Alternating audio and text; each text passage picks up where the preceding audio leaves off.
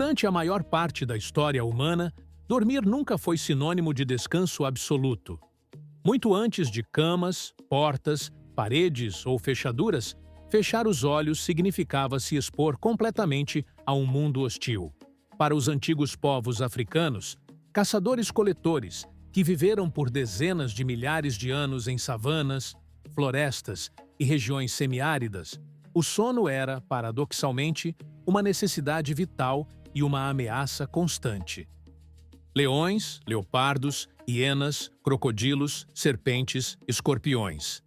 A África pré-histórica não era apenas o berço da humanidade, mas também um dos ecossistemas mais perigosos do planeta. Ainda assim, esses grupos humanos não apenas sobreviveram, eles prosperaram. O que levanta uma pergunta que você provavelmente nunca se fez, mas que muda completamente a forma como entendemos nossa própria evolução. Como esses humanos dormiam em segurança sem serem mortos durante a noite?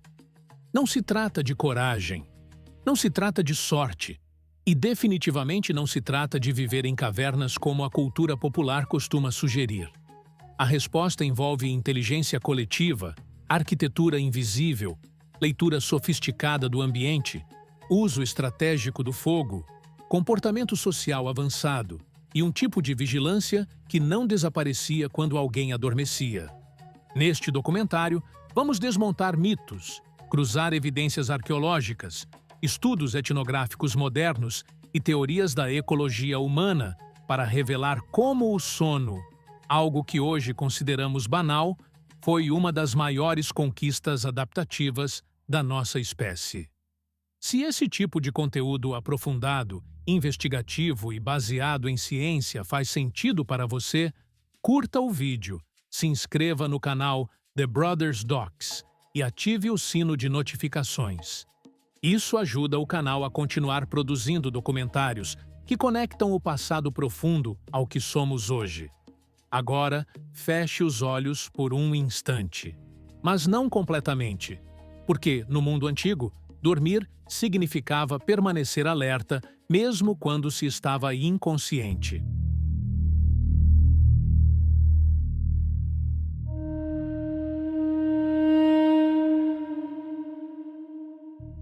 Para compreender como os antigos africanos conseguiam dormir sem serem mortos durante a noite, é preciso abandonar qualquer visão romantizada da África pré-histórica. O continente que deu origem à humanidade era, ao mesmo tempo, um dos ambientes mais hostis já ocupados por hominídeos. Predadores de grande porte, muitos deles especializados em caça noturna, dominavam a paisagem.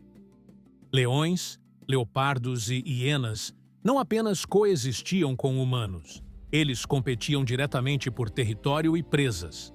Ao contrário de grandes herbívoros, os humanos não podiam contar com velocidade para escapar. Ao contrário de predadores ápice, não possuíam garras, presas ou força física suficiente para enfrentar um ataque frontal. Durante a noite, essa vulnerabilidade se multiplicava. Dormir significava perder visão, reduzir a audição consciente e entrar em estados de inconsciência parcial. Para um animal em posição intermediária na cadeia alimentar, isso deveria ser uma sentença de morte. Mas não foi. E a razão para isso está em uma combinação de leitura ambiental, tomada de decisão coletiva e adaptação comportamental extremamente refinada. A primeira camada dessa estratégia era a escolha do local. Evidências arqueológicas e estudos paleoecológicos indicam que os locais de descanso raramente eram aleatórios. Áreas abertas demais facilitavam emboscadas. Áreas densamente arborizadas limitavam visibilidade e rotas de fuga. A solução estava em pontos intermediários, terrenos elevados, com campo visual amplo, mas com cobertura suficiente para bloquear aproximações silenciosas. Antes de continuarmos, curta este vídeo, inscreva-se no canal e ative o sino das notificações. E se puder, nos apoie no botão "Valeu demais!". Esse gesto simples apoia a criação de documentários que tratam a ciência com o rigor e a profundidade que ela merece. Continuando. Dormir próximo a cursos d'água, por exemplo, era um erro perigoso. A água atrai presas, e onde há presas, há predadores. Crocodilos, felinos e até serpentes utilizam margens de rios, como corredores naturais.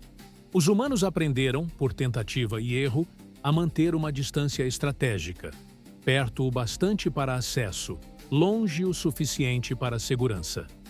Essa inteligência espacial não era fruto de teoria, mas de memória acumulada. Cada ataque bem-sucedido de um predador deixava uma marca duradoura no grupo.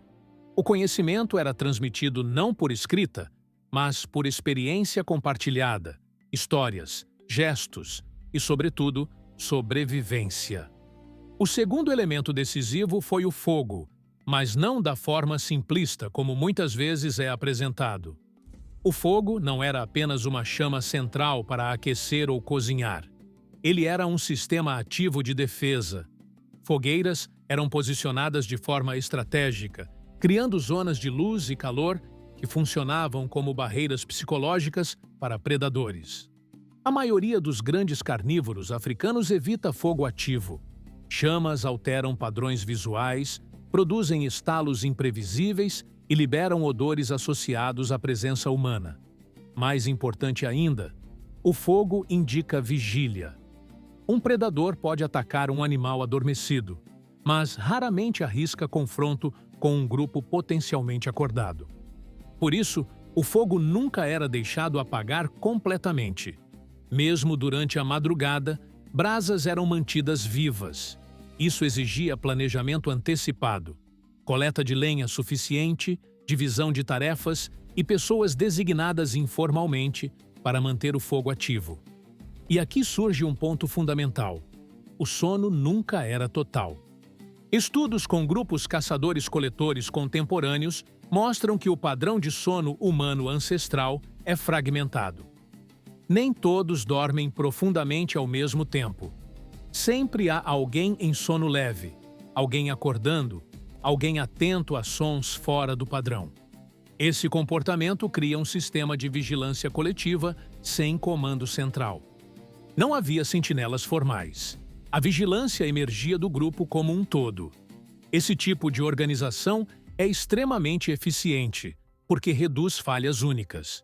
Se uma pessoa adormece profundamente, outra desperta. Se uma se distrai, outra percebe.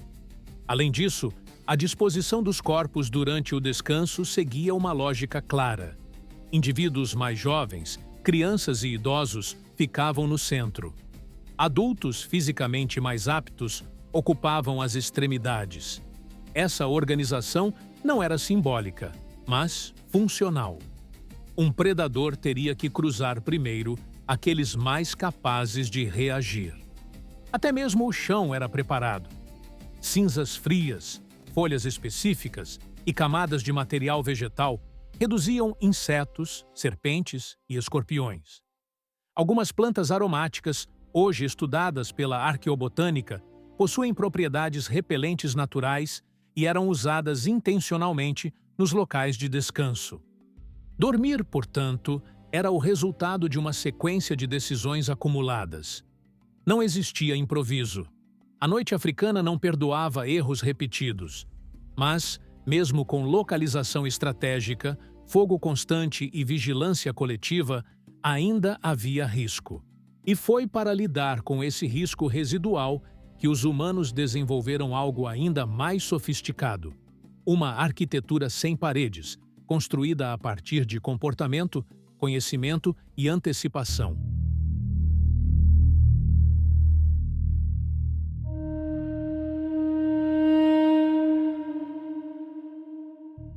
Quando pensamos em abrigo, pensamos em estruturas físicas, paredes, telhados, portas. No entanto, durante grande parte da pré-história africana, os humanos raramente construíam estruturas permanentes. Em vez disso, desenvolveram algo mais adaptável: arquitetura comportamental e ambiental. O espaço ao redor do local de descanso era cuidadosamente moldado. Galhos espinhosos, troncos caídos, arbustos densos e até ossos grandes de animais eram posicionados para criar obstáculos físicos. Não se tratava de muros completos, mas de barreiras desconfortáveis para predadores, capazes de atrasar uma aproximação silenciosa. Esse atraso era crucial. Bastavam segundos a mais para que um grupo despertasse, alimentasse o fogo ou produzisse ruído suficiente para desencorajar o ataque. Predadores caçam com base detectabilidade mínima. Qualquer perda do fator surpresa aumenta o risco para eles.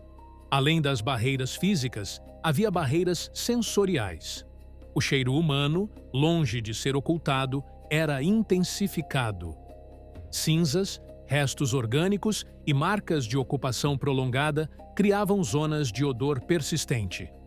Muitos grandes carnívoros evitam áreas onde a presença humana é contínua e previsível. Outro aspecto central era o conhecimento profundo do comportamento animal.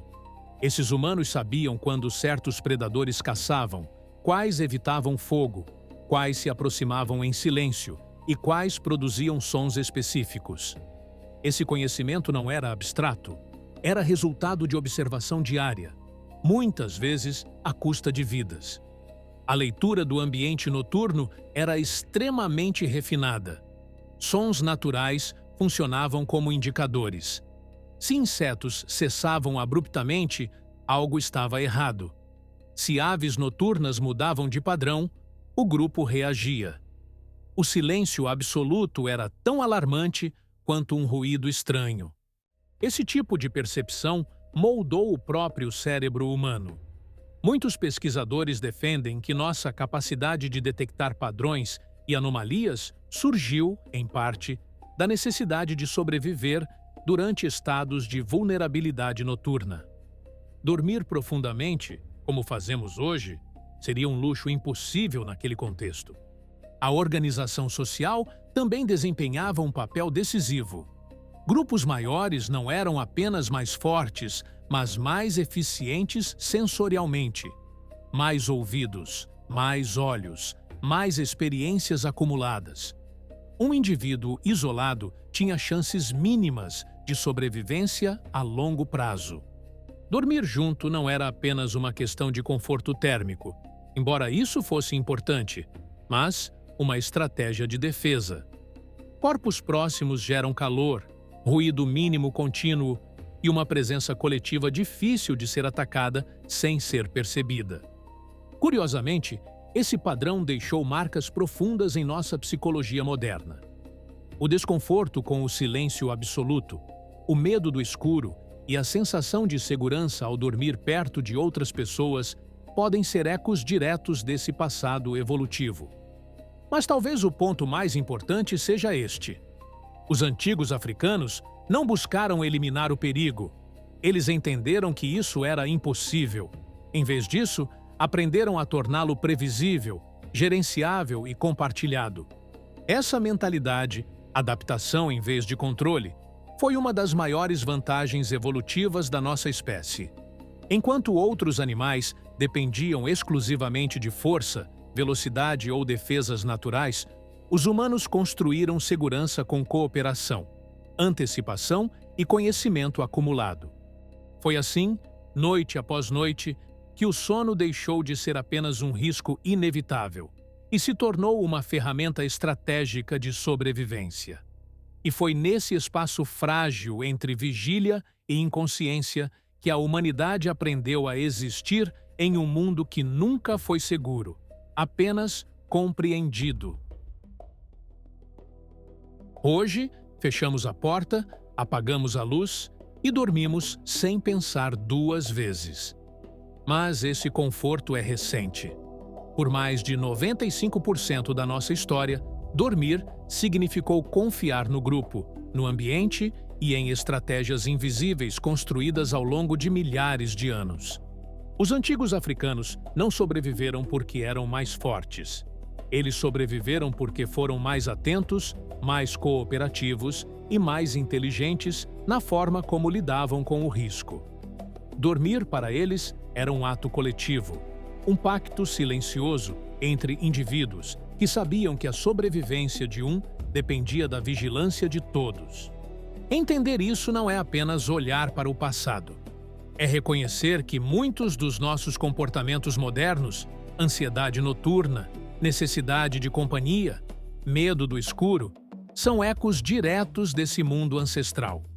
Se você chegou até aqui, curta o vídeo, se inscreva no canal The Brothers Docs e ative o sino de notificações. Isso permite que a gente continue explorando as grandes perguntas da história humana com profundidade, ciência e respeito à complexidade do passado. Porque entender como dormíamos é também entender como conseguimos chegar até aqui.